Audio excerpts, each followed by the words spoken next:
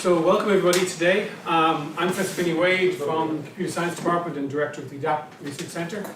And along with my coordinator of the Human Plus programme, Professor Jane Almar from the Modern History Department. I'm delighted to welcome you all here today. We're having a series of these Human Plus Tech Talks, which is really looking at how humans can be in the centre of the emerging technologies.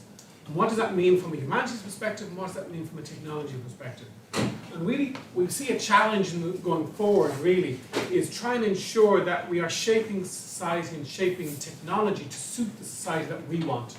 That we're not running after technology and just trying to tag on societal impacts on the edges. What we would like to be able to do is really become more human-centric about the technology. And in the last talks, you've heard about avatars and you've heard about identity and aspects of that. Well, today we're going to focus more on discussions around the future of robots in everyday lives. I'm delighted to introduce a Human Plus fellow, Dr. Pat Troich, who will lead a discussion. And Pat joined us as one of the key research fellows in this area. I'd also on the panel like to introduce Professor Conor McGinn, a colleague of mine from the Department of Manufacturing and Biomedical Engineering. That is a mouthful. Professor Ben Cowan from the School of Information and Communications, and Fiona McDermott, Dr. Fiona McDermott, who's a research fellow with the SFI Connect Centre. So I'll turn it over to the chair of the session, Pat. Thank you. Thank you. Also, a warm welcome from me. And yeah, there is so much to say about robots in our everyday lives. I feel more than delighted to discuss this topic today with all of you, and especially also with my wonderful co-panelists that I will introduce now a bit further. And then, and then I will give a short introduction, then Benjamin will talk, then Fiona, and then Connor. But only short inputs, and the focus, of course, is on discussing also with you. Dr. Fiona McDermott is a research fellow at the SFI Connect Research Centre for Future Networks at Trinity College Dublin, and a lecturer at the School of Visual Culture at the National College of Art and Design Dublin. Her research explores the development and application of emerging Internet technologies from an interdisciplinary perspective, paying particular attention to the environmental, spatial, and social cultural dimensions. Dr. Benjamin Cohen is an associate professor at UCD School of Information and Communication Studies.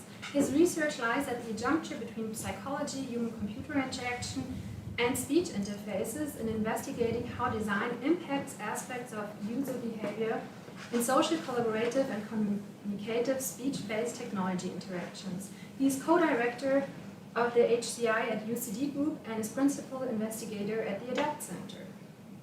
Dr. Conor McGinn is an assistant professor at TCD School of Engineering. He is also co-founder and CEO of Akara Robotics, a Dublin-based robotic company and spin-out of TCD. He is interested in designing, developing, and evaluating social service robots. You might be familiar with the robot Stevie or his recent work on ultraviolet cleaning robots. Conor is also my academic supervisor from computer science in the Human Plus program, and my project work benefits largely from this collaboration on how to structurally integrate humanistic inquiry into robotic engineering.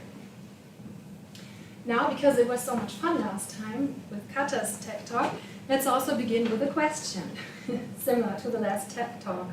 And my question for you is, do you want a robot in your everyday lives? If the answer is yes, please raise your hand now. Cool. If your answer is no, please raise your hand now. And if you're undecided, please raise your hand now. Okay. So I would say I feel like the majority said yes. And thank you, first of all. I will start now with my presentation.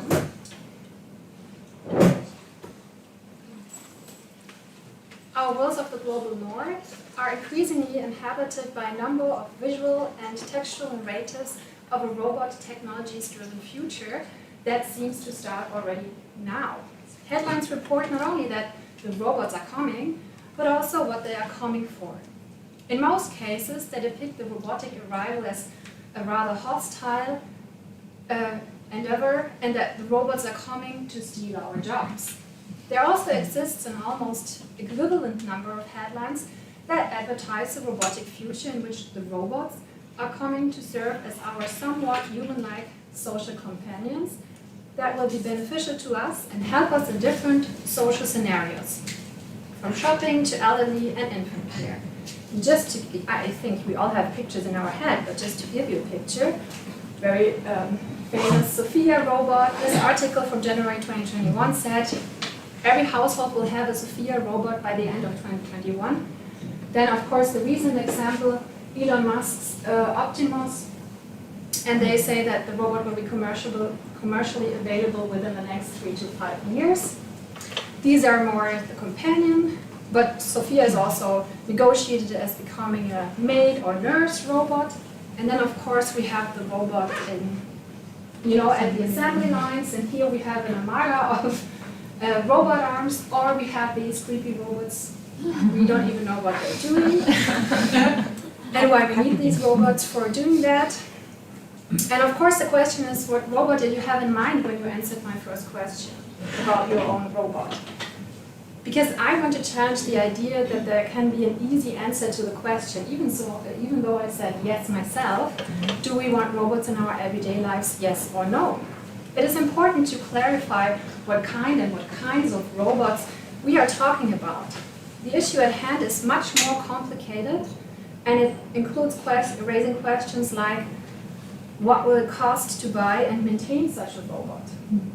Will customized humanoid and non-humanoid robots be available? And should the user identify themselves with or feel represented by the robot? What kind of tasks will be automatized?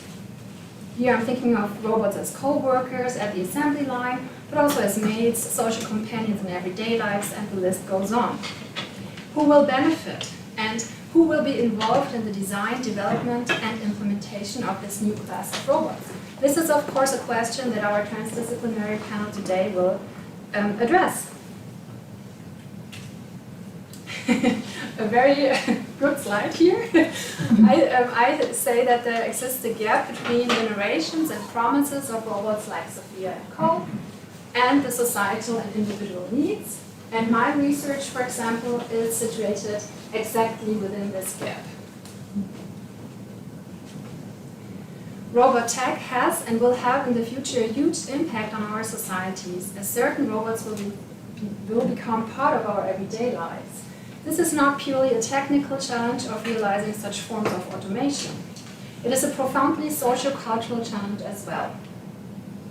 My work pivots around stipulating a conversation that brings the potential owners and the potential developers back into the loop. Have you noticed that on all pictures there were no humans depicted? And so the question is, I think this is an open question. Who belongs to these groups and why? This should be discussed and not assumed.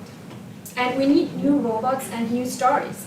And my ultimate goal is to not only tell new stories about human-robot futures, but also to and recraft these futures through transdisciplinary collaboration. Our future with robots has not been written yet. It is still open. What perspectives, insights, and tools are needed to open up forms of transdisciplinary collaboration that strives to better align robotic and AI tech innovation and the social cultural context of innovation? And now my co-panelists will give some insights on their research on that topic. Thank you.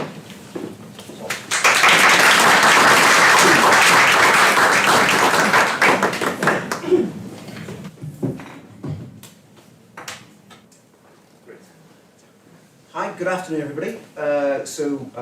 My name is Ben Cowan. I just want to firstly say thanks so much for inviting me to be on the panel today. I feel that my background is relevant to this discussion of where robots are placed in society or for everyday lives, but probably not as a roboticist. So I'm not a roboticist. I study speech interfaces and speech interaction with machines more generally.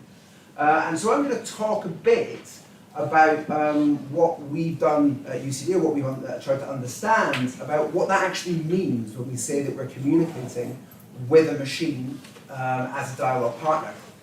And some of the things I'm going to touch upon are this aspect of perspective taking, as well as the human likeness of the agents that we try and interact with. And so I think these are two of the key fundamental concepts that we need to consider whenever thinking about social robots from a conversational perspective. So my work tends to focus a lot on this. So this type of interaction where you're speaking with another individual. And I find this interaction fascinating because we're doing an awful lot of things when we're interacting with somebody else. And one of the things that I find interesting here is we're doing a bit of mind reading. So we're doing a lot of things where we're trying to understand what this person that we're speaking to knows and understands. And we use a lot of cues from what the person does, so whether that's hand gestures, head nods, some of the kind of paralinguistic cues you might see, but also we use cues like stereotypes or the context that we're interacting in to inform this. Dialogue doesn't only just happen with another person, it also happens with a number of other people. We call this, in our research area, we call this multi-party dialogue. So in this case here, we've got 4 people having a conversation potentially about this shop here, Runner's Den, or about their running, their steeds and things like that. The key thing to note here, though, is there are a number of people involved, so that mind reading that we do in dialogue gets much more complex. But it's still an important aspect to trying to get this conversation fluid and this conversation going in a way that's appropriate. We're also using a number of cues in this interaction to cue whether we're available for conversation, whether we're open to the points that are being stated, as well as when we want to interject with a conversational point. So what happens then when we make one of these, or some of these people, a robot? So, and this is where this gets interesting. So I work recently on a concept called partner models, which is what we do when we try and mind read in conversation, is try to look at what are the important elements whenever we're interacting with a machine dialogue partner in conversation, and what are the things that are driving our perceptions of capability and competence. And one of the major things is the anthropomorphism, the human likeness that a system has. Now this isn't necessarily good, because the problem is that the functionality from a conversational perspective does not match the communicated capability of a human-like design. So systems just don't operate like humans. They can't yet. So we have to be more honest in terms of how we design robots for everyday lives. What might that honesty look like in terms of design? Well, it may not look humanoid. It might look a little bit more something like Peppa, for instance. So it might be something that's a little bit more cartoonish, a little bit smaller, but communicates something about being a different entity rather than this aspect of a facsimile of a human. And that's probably going to simplify the development perspective, but also from a psychological perspective, is more akin to and appropriate to the functionality that's there. I also want to touch back a little bit on this aspect, what happens in multi-party interactions. A number of speech systems at present find it very hard to be proactive. So they find it very hard to be able to identify when and with what content they have to engage in conversation with. And that's a major challenge with any dialogue system, including in robotics. So we can use cues with robots, so things like hand gestures or movements or nods to try and what's called take the floor. But the problem is here is that when do we do that? And when are we going to ask somebody to be proactive in an interaction? Imagine, say, for instance, that your robot is helping you to cook or is helping you in your house. You might be actually doing something. Your primary task is the most important thing. How does that robot engage you in conversation? When does it interrupt you? When does it think about interrupting you appropriately?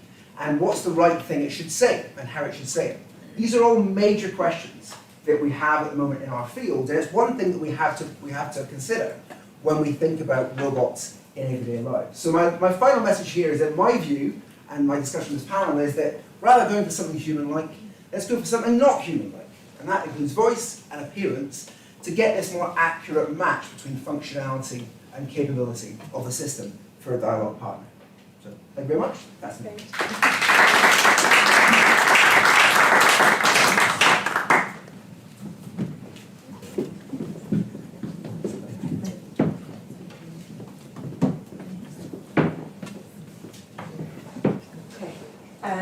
Yeah, thanks so much, Pat, for having me. Apologies, there's no robots in my talk whatsoever. I think I'm here more for the element of bringing together engineering and humanistic thinking rather than the robots. So yeah, I kind of, my research looks a lot at autonomous systems, but at an urban scale, so either those that are already deployed to some degree, or those that are kind of poised and imagined to kind of come into our lives in the future. And my background is actually in architecture and urban planning and urban design, so a lot of my research is about looking at that gap between how engineers kind of imagine solving urban problems versus how architects and urban designers view or would approach urban problems. So yeah, the autonomous vehicle is kind of something that has always fascinated me, as it's used time and time again as the justification for engineering applications. So you will see it in the first paragraph all the time in engineering papers. We are developing this technology because we need autonomous vehicles. And in my mind, I'm thinking, why do we need autonomous vehicles? But it's been this like really persistent and enduring imaginary of an autonomous system since, this is from 1939, it's the World Fair in New York, and this really out of this world exhibition that was built by Bell Giddes that shows these kind of automated highways, and it's really kind of endured in the public imagination ever since then. And kind of similar to how, my slides I've kind of messed up my slides. I'll go forward. Similar to the point that Pat made in terms of the absence of human, the kind of current images of autonomous vehicles are always kind of devoid of humans, and they're from this very kind of deterministic, reductive view of what our cities could be. So it's always kind of driven by this logic of predictability and regularity and controllability, which is kind of very much in contrast, apologies for this, with how kind of architects imagine urban space. So I'm very interested in these different epistemologies towards how the technology of the car, how it kind of impacts in terms of urban space and in terms of mobility and navigation. So this is a study by, it was a book by Alison Smithson, who was a famous brutalist architect, but she also did a lot of research in terms of looking at how the car changed the urban environment, in terms of built form, in terms of how people moved, and also in terms of kind of social behaviour. But it's very much from the human scale and very embodied, and looking at it from different kind of geographical perspectives as well.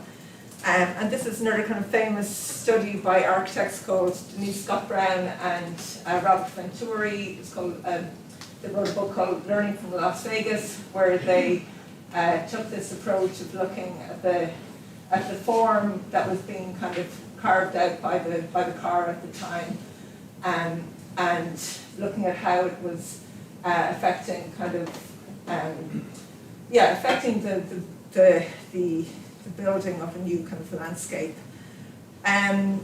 So yeah, it's kind of, I suppose, about asking questions about how these autonomous systems conceptualize and operationalize space, how they render spatial environments measurable, and how they might reorder and create new sorts of urban cultures.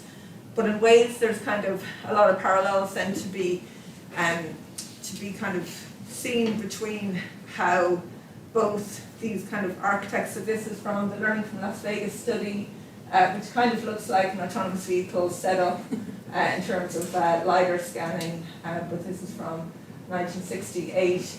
But I think it's interesting to think about the parallels between maybe how they were studying and understanding the environment and how the engineers now with autonomous vehicles try and understand it in terms of they're both sensing, scanning, tracking, mapping the environment at a high resolution.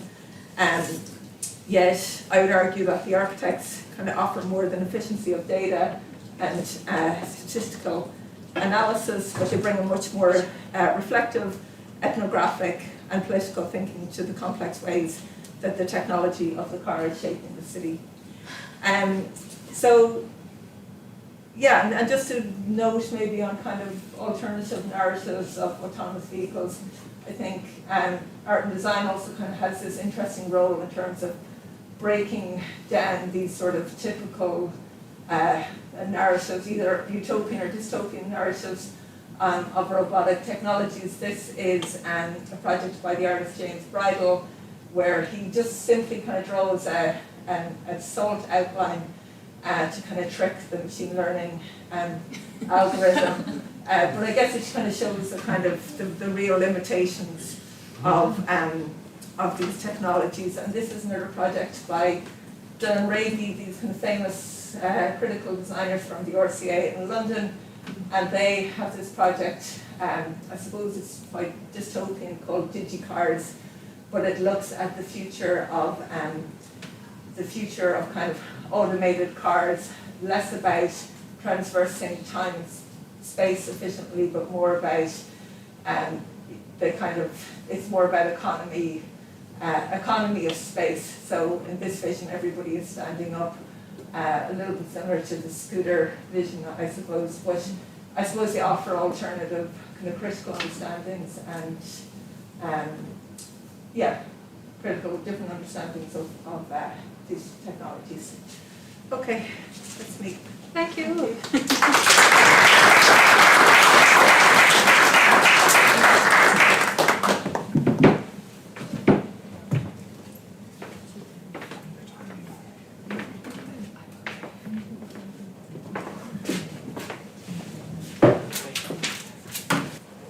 Good afternoon, everybody. My name is Connor. I'm an assistant professor here in the School of Engineering, and a lot of my work centres around the development of robotic technology, ranging from quite a wide range of robots, actually, from very functional ones to ones that are, I guess, more experiential, including singing robots, which I'll come to at the end of the talk. But before I get there, I want to start with the provocative statement that I was originally not going to say, but then I saw half of the people, more or less, said they don't like the idea of robots. I'm going to go out on a limb and say we actually do need robots. And I want to specify a couple of examples where currently technology like this is being built, and I think it's urgently needed. First is around cleaning up the oceans. Obviously, everyone knows how much plastic there is floating around.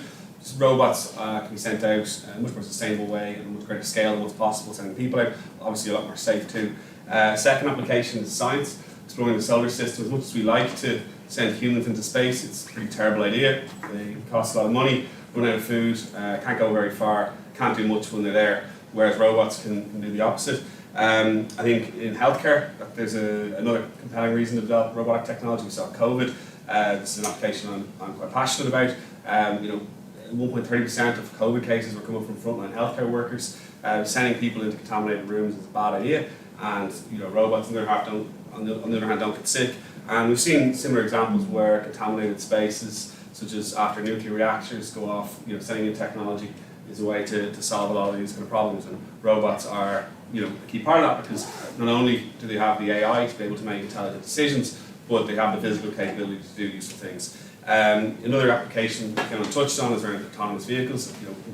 Correct me if I'm wrong, but 90+% of the causation of car accidents is down to human error. Again, technology has the potential to prevent that. So these are just some of the examples. Looking forward, growing a population that's getting increasingly old means that we, again, use hospitals as the reference point.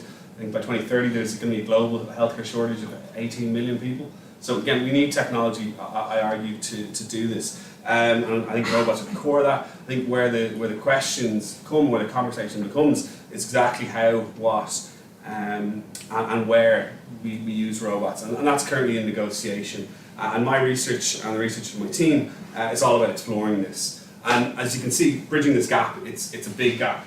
We see people talking all the time about the age of robots is now, and the introduction of technology like this to society is inevitable. But then more often than not, when we see it in practice, it falls below expectations. And again, we've seen the last week or two an example of that. If anyone was watching Tesla's AI Day, again, huge hype. Then reality is much lower. And again, it's easy to fall into this trap because I think there's kind of two compelling, very challenging things happening. On the one hand, the development of very complex technology, and then on the second hand, the integration of that very complex technology with very complicated environments, not just physical environments, but and I'll credit Pat for educating on this word, but also very complex sociocultural environments, where the lots of aspects of the use case, specifically that it's working around people, promotes challenges or introduces challenges. In this slide, I just want to touch on some of the work that my team and I have been doing here in Trinity and in the startup that we've set up. Start with the bottom left. This is a project back in 2011 where we developed a robot that was able to perform some assistive tasks for a person who was born without any arms or legs. In particular, the robot needed to pick up objects from the ground for her. What you see here is a kind of quasi-anthropomorphic robot, so it has some of the resemblance of a human, which is important as characteristics that she stipulated, but importantly we were able to overcome some of the challenges of building anthropomorphic robots by using things like linear joints rather than rotational joints. The robot in the centre here, which looks more like a teddy bear than a robot, is designed for pediatric use cases where children have to spend extended periods of time in hospital where they don't have access to the kind of social supports that they otherwise would. And the robot is effectively able to respond effectively to touch, so that with the hope that it can potentially reduce some of the psychological issues that children have when they're forced to deal with those difficult circumstances. Bottom right here, this is a disinfection robot that is under active development. We're testing it and providing it in hospitals. Here we're able to massively reduce the time it takes to do thermal decontamination of treatment rooms. Typically can take, a room like this could take between 40 and 60 minutes to disinfect a 30. We're doing it at a higher standard within 5 to 10 minutes. A hospital could do, if it integrates this kind of technology, about 6,000 additional procedures a year per robot. So that has an equivalent effect of almost getting an extra CT machine. The last two robots up here are actually the CV robot, which I'll come back to a bit later. But again, the challenge here we were trying to address was the labour burden and the quality of life issues that emerge when older people go to nursing homes and the staff shortages that go with it. It's easy to look at Hollywood and Elon Musk stuff, as I've mentioned, and think about the inevitability of these takeovers, but in practice this isn't the case. And I just want to quickly touch on something. I saw this model earlier today on Twitter, which is probably not the obvious place to go to for referencing talks like this, but it was shared by a person called Michael Taylor, who's a senior engineer at Amazon, their robotics division. But she presented this and goes through some of the kind of the different steps that need to be taken to go from an idea or a robot into actual adoption. At the first bottom stage of it, it's safety. The robot needs to be able to meet needs to be compliant with certain standards that exist. In Europe, CE mark and GDPR are the standard. It's a medical device. There's additional ones. Once you have that only gets you in the door. You then need to earn the trust of the people who are using the technology. So again, we've seen lots of examples of robots that are functional, but they get into places and then the staff don't like them and they gather dust and don't get adopted. So working closely with the users is key. It needs to have a clear ROI. More often than not, that ROI is the accountant that's telling you if it's going to work or not. But increasingly now, again, especially with older people, where there's a kind of a social return on investment, things like depression and social isolation, these all actually have a cost to healthcare systems, and increasingly there's ways in which we can build ROIs around that. And then only once we've done those things does adoption come in. And this is all on top of the technology being developed and validated. So when we see a nice demo on YouTube, usually it's only at this point. There's a huge amount to go before it gets to here. And bridging the gap between kind of technical research to this is a key challenge for the future, and it's something that excites me in particular about the Human Plus program, because I think at the core of the Human Plus program, that's what we're doing here. And do I have a minute to finish on the video?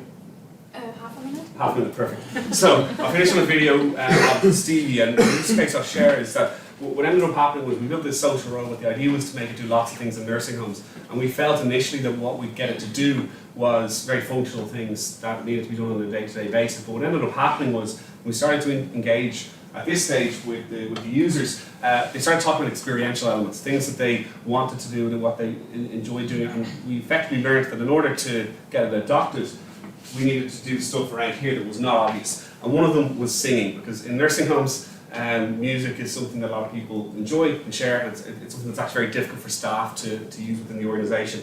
And the man you'll see here, this guy called Phil.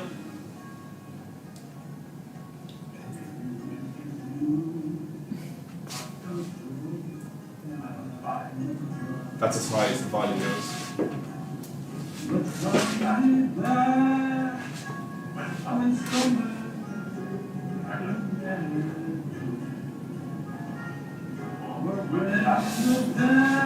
Right, you get the idea. So we learned that Stevie's singing voice was not what it could be, and interestingly, we've actually started spending time now on understanding how we can improve the provocity qualities of synthetic speech in order to make it better at applications like this. And this kind of, this bottom-up approach, the cyclic approach to development, which is linked into, usually the step beyond technical validation, in my view, is an important prerequisite for, actually operationalizing these kinds of technologies. Thank you. All right, thank you.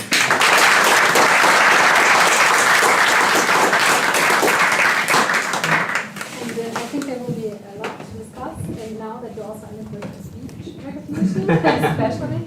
But yeah, I will now open the floor to questions from you first. So I'll kick it off. One of the fear-mongering comments from Elon Musk was that really humans will become agents in a superintelligence where we're basically told what to do. The idea being that computers and robots in the future will be able to think a lot faster than we can, and therefore more likely to be we become subservient to them. Now, most people have decided that's probably too much. But interestingly, Ben Schneiderman, who Ben would know, who is like the godfather of human-computer interaction, has been quite vocal about the fact that actually it's impossible for a human to actually collaborate with the robot, because either the human has to control the robot, or the human has to control the robot, or the computer thinking much faster will actually end up telling what the robot what to do. And he's done a number of examples of where this is the case. So as we're dealing with interaction with robots, Pat and Ben, how do you think of that dilemma, and where do you sign on that argument? Well, do I press the button here, so is it, or are they open already? It's already. Okay.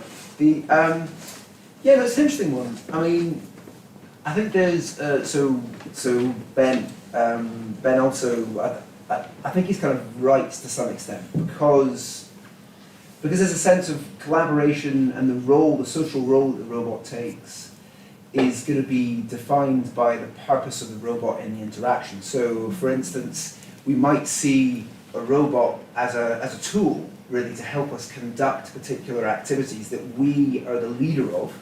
But then when it comes to actual equal kind of collaboration and communication, I don't know, even just through the fact that it's a machine, that we will ever perceive it to be equal collaboration. So there's a sense of it being automated from a psychological point of view, and a tool, making that really, really difficult to do.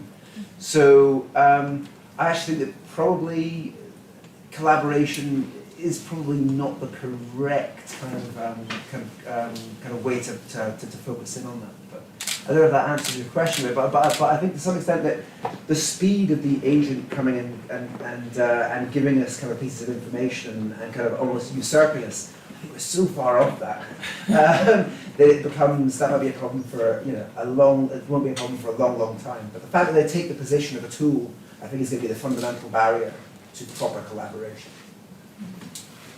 And yeah, I would like to add here that first of all, when is interaction with a certain device not social? Because what we have learned in the late 80s already? Yes. From Sherry Turkle, you're probably all familiar with her work, that her reading on computers as evocative objects. So when we now have machines or artifacts that are responsive in a certain way, then I think it's really worth reconsidering our notion of social interaction. And that's where I would begin with and ask questions. I might just jump in there as well. I'm thinking about the kind of the differences in the norms. So if we think about kind of collaboration with humans, it's probably going to be a different form of collaboration. That's because there's going to be different social norms and different etiquette rituals that go on whenever we're collaborating, communicating with systems. And we see that, quite a lot as we even just with if you're thinking about kind of interacting with Amazon Echo or Alexa, there are different norms that you do linguistically, or different kind of social behaviours that we would see in that, but not necessarily see in systems. So there's those different norms form around those devices too.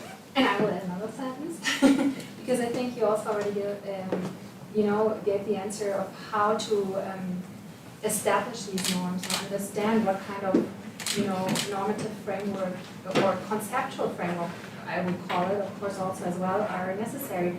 And this is what I'm doing, the qualitative research that is not about certain abstract definitions or guidelines, but rather about the practices of interaction. What is possible? How do humans experience this interaction? How do they feel about it? And how do they engage? And but also, what were the assumptions behind a certain design? It happens a lot of times that robots with speech recognition just, say sentences or words, and people make sense of that in their interaction. That's what I wanted to mention or that's what I thought of when I said Sherry Turkle. So I think it's really important to understand what is happening and to trace and map the practices of interaction and start with conceptualizations there. Next on this was Kata, actually. Do you have the microphone? Thank you.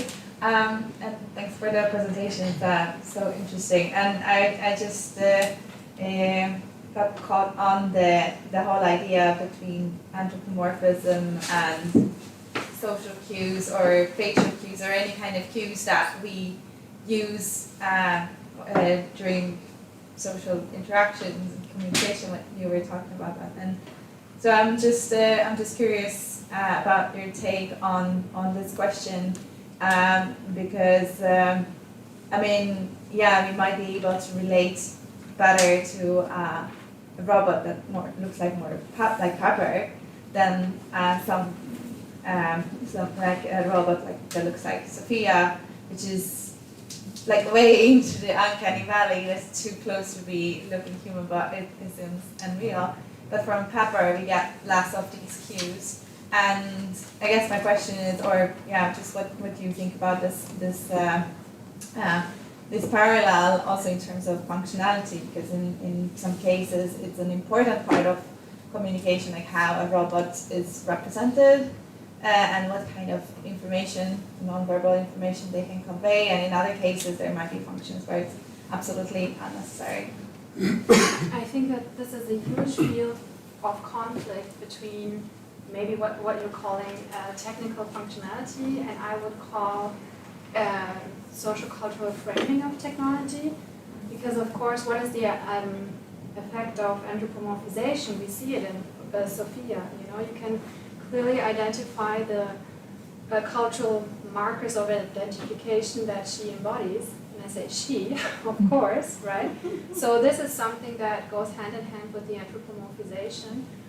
And I think that that's why I also really liked your suggestion how to, maybe it might be a good idea to, get away from the anthropomorphic design and with it not only questions of, improve questions of functionality, but also that of design as a practice of culture, and how do we want to practice culture with and through technology, so to say, and align these two more.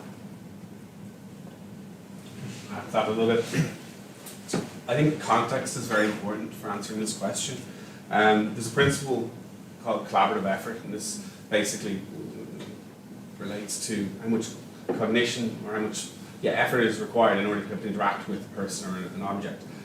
One of the affordances with anthropomorphic design is that we can leverage a lot of behaviours that we've learned to, they come native to us once you kind of reach 4 or 5. Once you learn from our parents, then we know them for life, and they become very straightforward. And we've seen in some of the work that we've done with older people that don't identify as being technology users, that when you leverage some familiar cues, some familiar behaviours, they find the technology very easy to use, or a lot more easy to use, to the point where they're telling a robot that they don't use technology and they don't like technology, and they miss the whole irony of the fact that they're talking to a robot. So in that respect, I think that there's an awful lot to be said for building interfaces in certain contexts that do share those features. I think where the challenges lie is when they overstep their mark and there's a gap between reality and the expectation that's set, in which point the technology becomes deceptive, and it can be harmful directly but also indirectly. And we've seen in use of robots where they try to build robots that are overly familiar. We see things like the uncanny valley effect, where people naturally dislike the technology, but also you see growing distrust over time because people realise it's effectively an animatronics and they don't dislike it. Whereas again, think of the 40-year-old car that you have in your driveway that's breaking down every couple of weeks, but you develop an emotional relationship because you start to like its imperfections. Like that sort of area is where we see the best design territory, because you're able to leverage just enough that it's familiar and they like it, but it might be frustrating in certain ways. And designing in such a way that people can handle those imperfections is, in my view, an interesting space to look into. Further questions? Sorry. Oh no, I was just going to jump in there and just basically say that, so one of the things here is that I think sometimes when we think about designing technologies, especially conversational technologies, is that, these things are machines and that's okay. And it's not, we don't have to necessarily copy everything that's good and bad, by the way, at being human in terms of conversational partners. So there are things we should take the cues to help us scaffold interaction and understanding, but again, not taking them too far so that we end up with this kind of functional mess where people expect things to be able to be done and be able to occur when they clearly can't be done appropriately. And I think that's just echoing what Conor was saying there, really, to some extent. Jess, please, and we will get a short answer. Oscar Wilde said in 1891 that the future of the world depended on the slavery of the machine, reflecting that slavery on people was wrong. I suppose my question to you then, as opposed to collaboration, do you think this idea of the machine as a slave, or that master-slave relationship, is potentially a more honest way to think about how we relate to robots, or is that problematic? Just a little question I threw out there. Yes, I think it's highly problematic, and I would never use this analogy in order to, as a way of defining a positive relationship, to put it like that. And I think that, of course, what's the effect of it? Effect of it is that, slavery is about the dehumanization of humans. And that's the other side of the whole anthropomorphization discourse, right? If we are starting to discuss the idea of robots as humans or persons, we also need to take into account and do justice to our cultural practices of drawing the line between what it means to be human and the persons that have been dehumanized, so to say, in order to have a group of what's the proper human. I hope it makes sense, but I tried to be short. So, so this is such a burdened analogy that I would totally refuse doing that, and I think it would not make things better between establishing a good relationship or a positive idea of a relation between humans and robots in short. With the line. Yes. Yeah, thank you very much for your presentations. I am coming from a sociological background, and to sociologists, we are very much interested in human interactions. And you would recall that during the short lockdown all over the world, people were practically going crazy. Many crazy things happened because humans could not interact physically and bodily. And right now, talking about the robotics, I didn't raise up my hand because I was kind of in between. It's like, I call this humanization of robotics. Now, one of the presenters said that when the ocean is dirty, humans, it takes a lot for humans to clear the mess. We could just direct robots to go and clear it. Why would we do that? Talking about the last person that spoke, that why should we dirty the ocean and then tell the robots to go and clear it? That's one. And then the Sophia. I could also see gender coming into robotics. One is named Sophia, and then the masculine one, I don't know what name we give to it and all that. Now, going to the extreme now, I could also see that many of the things that the robots are doing are kind of masculine. Please, I'm going to the very extreme. There's something, there's a function that I don't like as a woman, but it's been pulled down on me, and that is mothering. Can you please, in the nearest future, create a robot that will carry pregnancy for me, that will nurse the baby, and I'll just go to work like every other man. And after 2 years, oh baby! Thank you very much.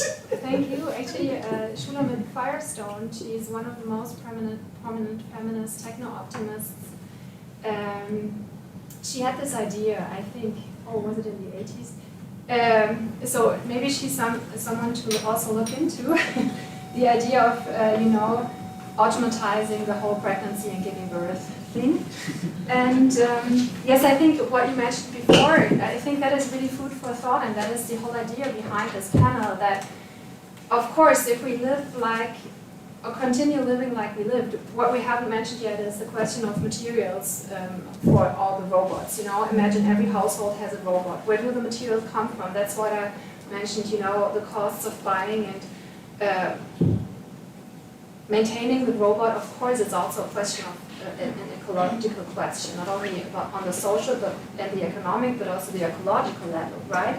So do we want to maintain a fantasy, I call it fantasy already, a fantasy in which we have a technical fix, so to say, for every societal challenge and ecological challenge, or do we want to invest in thinking about new ways of innovating robots that meet certain societal needs and do not pertain to this kind of there's a techno fix for everything narrative.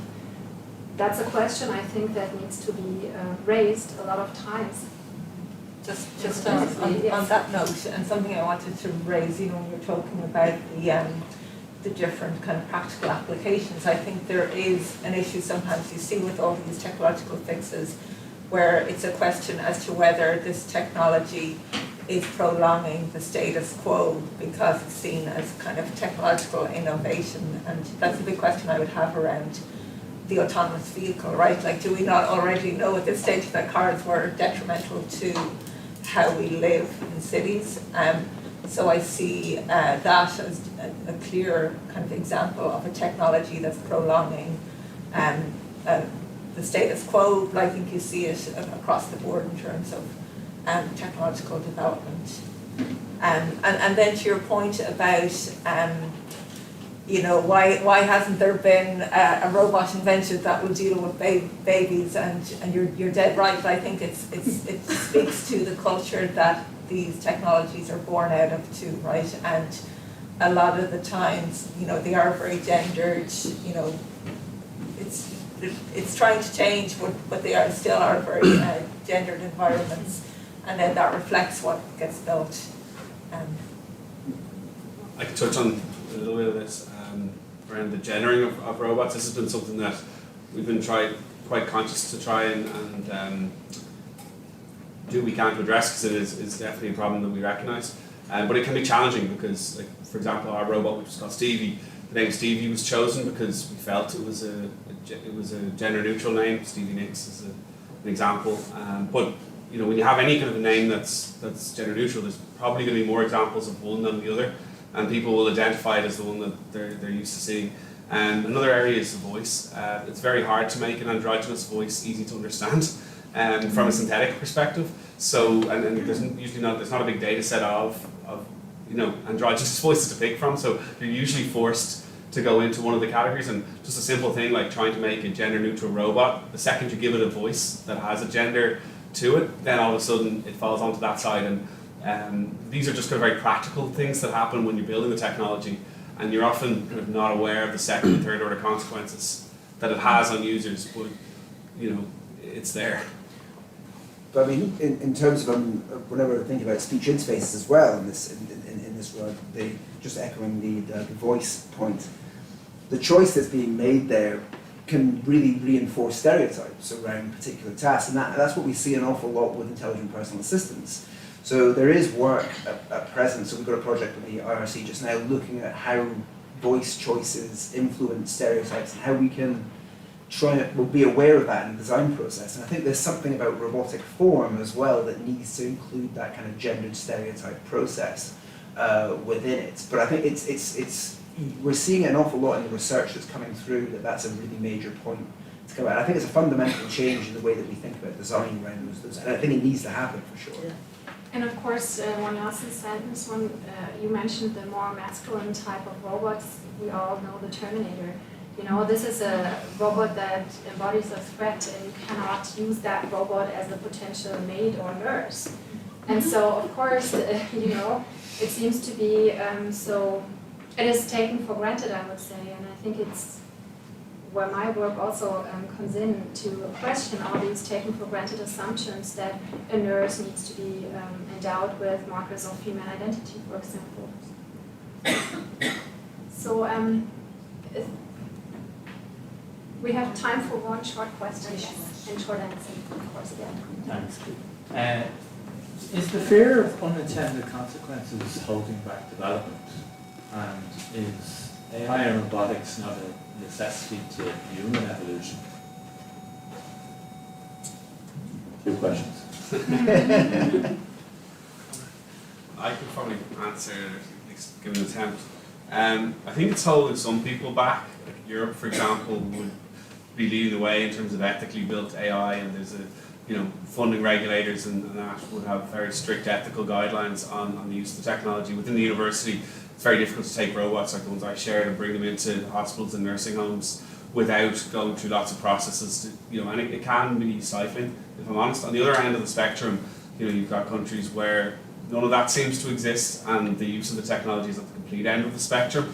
And I think there's obviously kind of a middle ground that needs to be found, because there is a sense that sometimes you do need to make mistakes to make progress, but at the same time you want to do all you can to anticipate those mistakes. But it can be a challenging chicken and egg situation. Yeah. I think, oh no, okay. But also, what is a mistake, right? We can also discuss about that, because I think a mistake is to not take, or the lack of taking into account the real-world application of technologies and how, you know, this huge mismatch between certain ideas. For example, I think the car with the circle drawn around it showed it pretty well, right? That's just You can think about this car as being smart, or you can think about it as being not so smart. And I think that, you know, this is a huge mismatch and lack of including creative, critical perspectives into the development of technology. I think, yeah, I mean, when it comes to interfaces more generally, I mean, the design is littered with unintended consequences. All the technology we use every day has unintended consequences. But I think that the more embedded in society that becomes, the more of a responsibility we have to try and think those through as we place them in the world around us. And I think that's one of the things that we need to consider. That's, as a researcher, I find that fascinating to do. But then it comes to kind of down to regulation, to ethics, those elements. We need aspects in place to be able to make sure that that doesn't become problematic and there are not drastic unintended consequences when it comes to those things. And so I think the European Union is actually doing an okay job in terms of trying to get some of those foundations together. But from a research perspective, I find those fascinating. And that's why transdisciplinary perspectives should be involved from the very beginning of thinking about developing any technology. And with this, I give the word, I would like to say thank you to all of you and give the word back to Winnie. Thanks.